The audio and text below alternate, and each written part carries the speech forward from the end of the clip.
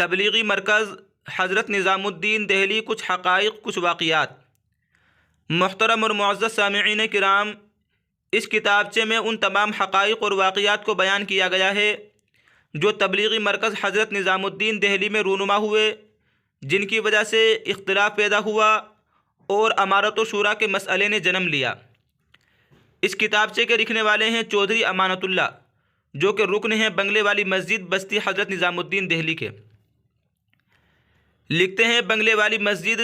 بستی حضرت نظام الدین دہلی میں واقع تبلیغی مرکز، جو در حقیقت دارالاسلام کا جیتا جاگتا نمونہ بنا تھا، جس کی دعوت و تبلیغ کے بے مثال نظام نے دنیا کے کونے کونے میں بسنے والے امت کے ہر طبقے میں اپنے مثبت اثرات قائم کیے تھے،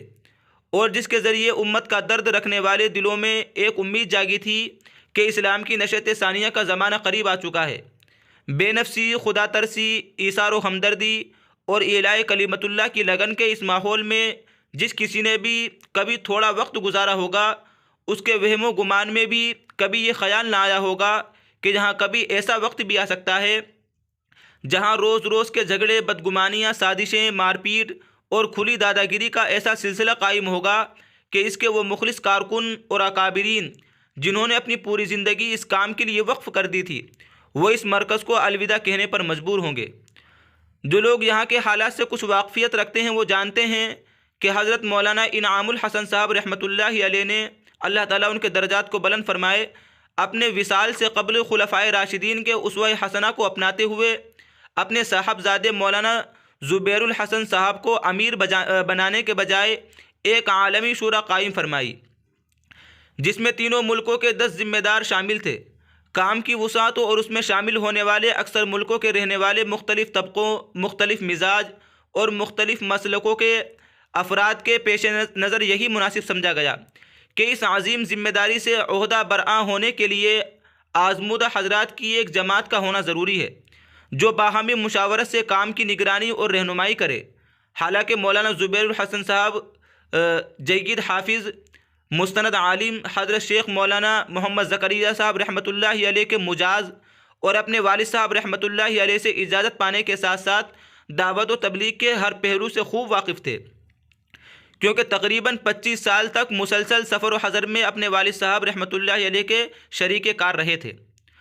جون 1995 میں حضرت جی مولانا انعام الحسن صاحب رحمۃ اللہ علیہ کے انتقال کے بعد اس عالمی شورا نے مرکز نظام الدین کے لیے 5 افراد، مولانا اظہار الحسن صاحب، مولانا محمد عمر صاحب پالنپوری، میاں جی محراب صاحب، مولانا زبیر الحسن صاحب اور صاحبزادے مولانا محمد سعد صاحب سلمہ پر مشتمل ایک شورا قائم کی، جس کا ہر رکن باری باری فیصل بنتا رہا۔ اس فیصلے پر مولانا زبیر الحسن صاحب کے حامیوں نے اپنا شدید رد عمل بھی ظاہر کیا، لیکن مولانا موصوف نے امیر نہ بنائے جانے پر کوئی شکایت کی، نہ کسی سے ناراضگی کا اظہار کیا۔ بڑوں نے مشورے سے جو نظام طے کر دیا اسی کے مطابق وہ اپنی ذمہ داریاں نبھاتے رہے۔ یہ بات قابل غور ہے کہ اس 5 رکنی شورا میں صاحبزادے مولانا محمد صاحب سلمہ کی عمر تقریباً 30 سال کو بھی شامل، جن کی عمر تقریباً 30 سال تھی، ان کو بھی شامل کر لیا گیا، جبکہ انہوں نے نہ کوئی باقاعدہ علمی سند حاصل کی، نہ کسی بزرگ سے اصلاحی تعلق قائم کیا، نہ کبھی جماعت میں وقت لگایا، نہ ذمہ دار بننے کے بعد جماعت میں وقت لگانا ضروری سمجھا، جبکہ یہ مسلم امر ہے کہ اس کام کی معرفت اللہ تعالیٰ کے راستے میں نکل کر اصولوں کے مطابق وقت لگائے بغیر حاصل نہیں ہوتی۔ اس کے باوجود شورا میں شامل ہونے کے بعد انہوں نے اس بات کا مطالبہ شروع کر دیا کہ اجتماعات اور دوسرے اہم موقعوں پر دعا کرانے اور مجمع سے مصافحہ کرنے کا ان کو بھی موقع دیا جائے۔ حالانکہ یہ مطالبہ کام کے مزاج سے قطعاً میل نہیں کھاتا تھا، کیونکہ یہاں تو ایثار اور کسر نفسی کی تعلیم دی جاتی ہے، اور دعا تو بذات خود ایک ایسا عمل ہے جس میں مانگنے والے کے اندر عجز اور انکساری کا غلبہ ایک ضروری امر ہے۔ مگر ذمہ داروں کے سامنے نہ جانے کون سی مجبوریاں یا مصلحتیں تھیں جس کی بنا پر یہ خطرناک مطالبہ مان لیا گیا، اور دعا و مصالحے کا عمل مولانا زبیر الحسن صاحب اور مولانا صاحبزادے سلمہ یعنی مولانا سعد صاحب کے درمیان نصف بانٹ دیا گیا۔ آگے چل کر یہی مسئلہ آپس میں رقابت کی بنیاد بنا۔ اگست 1996 میں مولانا اظہار الحسن صاحب کا انتقال ہو گیا، وہ سب کے بڑے بھی تھے اور 5 رکنی شورا کے اہم ترین رکن مسجد کے امام، مدرسے کے شیخ الحدیث اور مرکز کے ناظم تھے۔ ان کے انتقال پر صاحبزادہ سلمہ، صاحبزادہ کا لفظ جہاں بھی آئے گا اس کتاب کے اندر اس سے مراد جو ہے مولانا محمد سعد صاحب ہیں۔ تو کہتے ہیں کہ ان کے انتقال پر صاحبزادہ سلمہ یعنی مولانا سعد صاحب کو مرکز نظام الدین کا ناظم بنایا گیا، تو انہوں نے جملہ امور کو اپنے ہاتھ میں لینے کے ساتھ ساتھ مرکز کا خزانہ بھی اپنے ہاتھ میں لے لیا، جبکہ اس سے پہلے خزانچی ناظم کے علاوہ کوئی دوسرے صاحب ہوا کرتے تھے۔ غضب در غضب یہ ہوا کہ مرکز سے متعلق آمد و خرچ کا باقاعدہ حساب بھی اب نہیں بنتا، یہاں تک کہ مجلس عاملہ کے سامنے بھی اس کی تفصیلات نہیں آتی۔ اس کے بعد صاحبزادہ سلمہ یعنی مولانا سعد صاحب نے یہ کہہ کر کہ ان کو مولانا محمد یوسف صاحب کی کتابیں دیکھنی ہیں، حضرت کے قدیم حجرے کی ایک چابی لے لی، کیونکہ یہ کمرہ اکثر بند رہتا تھا، صرف صبح کو مشورے کے لیے کھلتا تھا۔ اس حجرے کی 2 چھتی میں حضرت مولانا محمد یوسف صاحب رحمۃ اللہ علیہ کا کتب خانہ تھا۔ پھر آہستہ آہستہ وہاں نشست و برخاست شروع کر دی اور آخر میں اس کو اپنے قبضے میں لے لیا، حالانکہ ان کو ایک کمرہ نئی بلڈنگ میں پہلے سے ملا ہوا تھا۔ یہی وہ حجرہ ہے جس کو حضرت مولانا انعام الحسن صاحب رحمۃ اللہ علیہ کی حیات میں بنگلے والی مسجد کی توسیع کے وقت مسجد میں شامل کرنے کا فیصلہ ہوا تھا، لیکن صاحبزادہ سلمہ یعنی مولانا سعد صاحب نے کچھ میواتیوں اور کچھ بستی نظام الدین کے نوجوانوں کے ذریعے مرکز میں ہنگامہ کرا کے اس فیصلے کو ملتوی کرا دیا تھا۔ کچھ عرصے کے بعد مرکز کے حضرات کی رہائش مکان کے اس حصے پر جو مسجد اور مذکورہ بالا حجرے سے ملحق ہے اور جس میں مولانا زبیر الحسن صاحب اور ان کے اہل و عیال ایک لمبے عرصے تک رہتے تھے، جبکہ صاحبزادہ سلمہ اور ان کے اہل و عیال اسی مکان کے شمالی حصے میں رہتے تھے، صاحبزادہ سلمہ یعنی مولانا سعد صاحب نے اپنا دعویٰ ٹھوک دیا کہ وہ حصہ ان کو ملنا چاہیے، اور اس قضیے کو پڑوس کے ذمہ داروں کے سامنے لے جایا گیا۔ ان حضرات نے اس معاملے کو خاندان کے بڑوں کے حوالے کر دیا اور نتیجتاً بغیر کسی جواز کے مولانا زبیر الحسن کو وہ حصہ خالی کرنا پڑا۔ حضرت جی رحمۃ اللہ علیہ کے جون 1995 میں ہوئے وصال کے 14 ماہ بعد حضرت مولانا اظہار الحسن صاحب اگست 1996 اور ان کے 9 ماہ بعد حضرت مولانا محمد عمر صاحب پالن پوری رحمۃ اللہ علیہ مئی 1997 اور ان کے 1.25 سال بعد میاں جی محراب صاحب اگست 1998 میں اس دار فانی سے رخصت ہو گئے۔ یہ تینوں حضرات اپنے اپنے دائرے میں منفرد حیثیت کے حامل تھے اور دعوت و تبلیغ کے کام کے تعلق سے اپنی اپنی ذمہ داریوں کو آخری سانس تک نبھاتے رہے۔ اللہ تعالی ہماری اور ساری امت کی طرف سے ان کو اپنی شائن شان جزا عطا فرمائے۔ غور طلب بات یہ ہے کہ مرکز کی 5 رکنی شورا 3 سال کے مختصر عرصے میں ہی 2 رکنی ہو کر رہ گئی، لیکن اس کی خالی جگہوں کو پر نہیں کیا گیا، بلکہ مولانا زبیر الحسن صاحب کی توجہ دلانے پر صاحبزادہ سلمہ یعنی مولانا سعد صاحب نے فرمایا کہ مجمع تمہاری اور میری وجہ سے آتا ہے، کیا ضرورت ہے کسی کو بلا وجہ اہمیت دینے کی؟ اس پر مولانا زبیر الحسن صاحب نے خاموشی اختیار کر لی، کیونکہ اس عرصے میں بہت سی ایسی باتیں ہوئی تھیں جن میں بعض کا ذکر اوپر آ چکا ہے، جن کی وجہ سے وہ کوئی ٹکراؤ نہیں چاہتے تھے، تاکہ یہ عالی کام کسی انتشار کا شکار نہ ہو۔ شورا کی تکمیل نہ ہونے کے عمل سے ایک نقصان یہ بھی ہوا کہ مرکز میں مقیم صف اول کے ذمہ داروں کو یہ پیغام دے دیا گیا کہ وہ اس عالی کام کے اصل وارث خاندان کاندھلہ کے افراد ہی ہیں، یعنی اس کام کے اصل ذمہ دار کاندھلے کے جو وارثین، خاندان کاندھلہ کے جو وارثین ہیں وہی ہوں گے، باقی حضرات کی حیثیت صرف معاونین کی ہوگی، اس لیے وہ اپنی حد سے تجاوز نہ کرے۔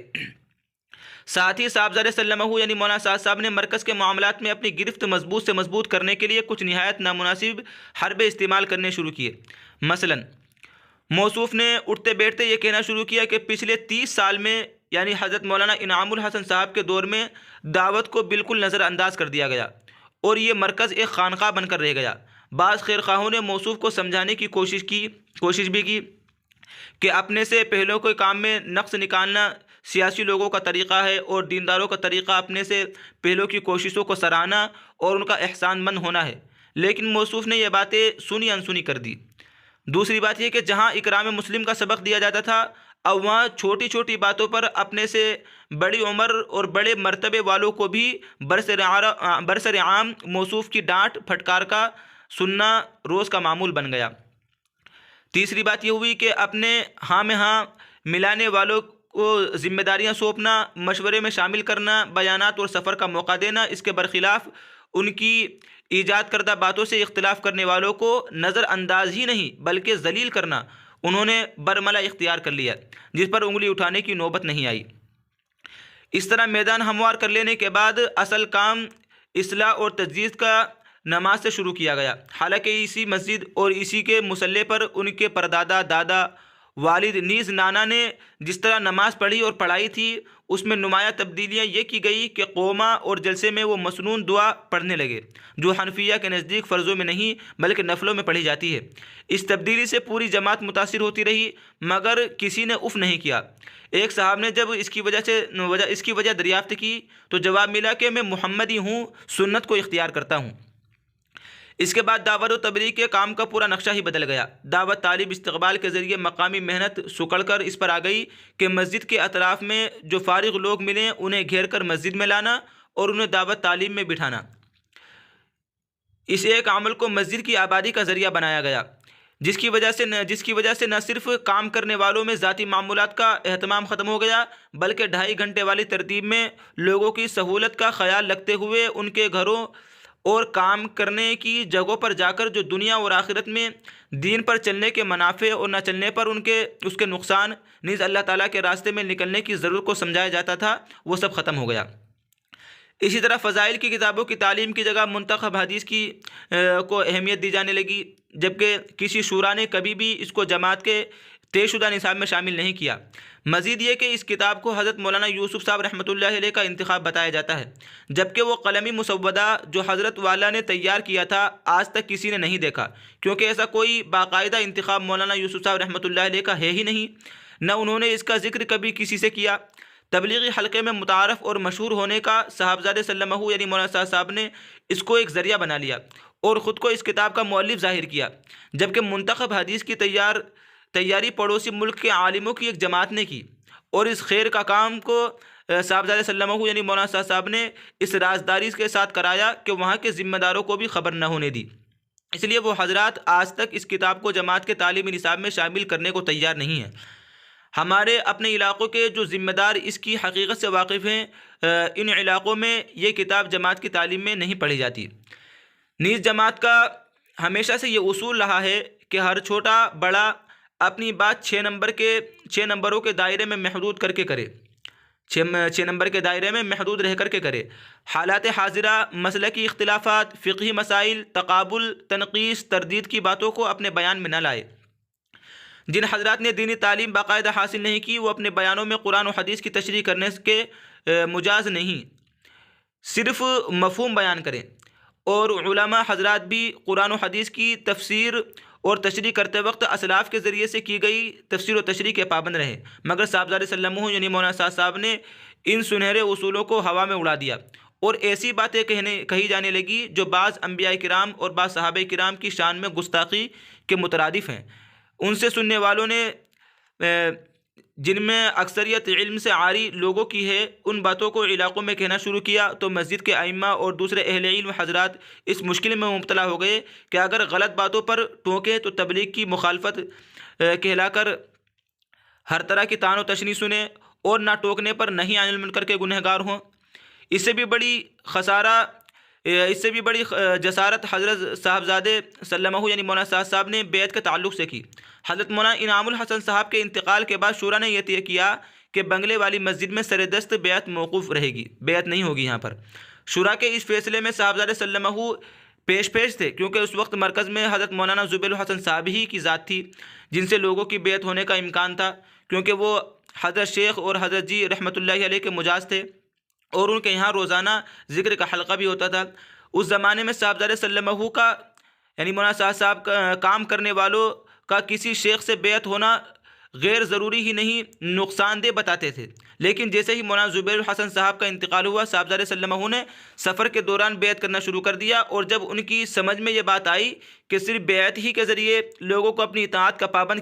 بنایا جا سکتا ہے تو موصوف نے مرکز میں اس دھڑلے سے روزانہ بعد مغرب لوگوں کو بیعت کرنا شروع کر دیا کہ ایک بھیڑ ان کے حجرے کے باہر جمع ہونے لگی، کیونکہ دن بھر کچھ لوگ اسی کام پر لگے رہتے ہیں کہ آنے والوں کو بیعت کے لیے تیار کریں۔ جب تک بیعت کا سلسلہ پورا ہوتا ہے بنگلے والی مسجد میں مختلف زبانوں کے حلقے ٹھنڈے رہتے ہیں۔ اس سلسلے میں موصوف نے اپنے نرالے اجتہاد کا اظہار کیا ہے۔ وہ بیعت کرنے والوں سے یہ عہد لیتے ہیں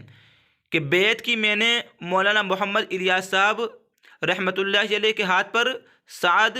کے واسطے سے،